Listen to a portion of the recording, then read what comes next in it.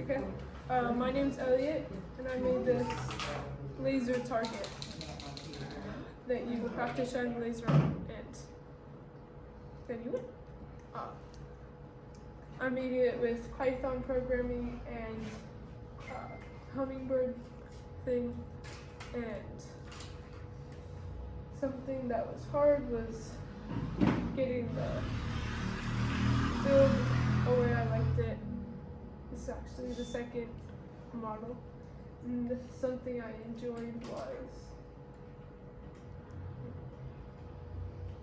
doing the coding probably. And this is what it does. So the thing spins and you have to hit the target with the laser.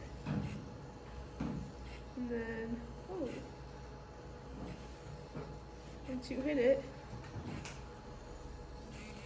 it goes crazy. And you can hit it again. And that's it.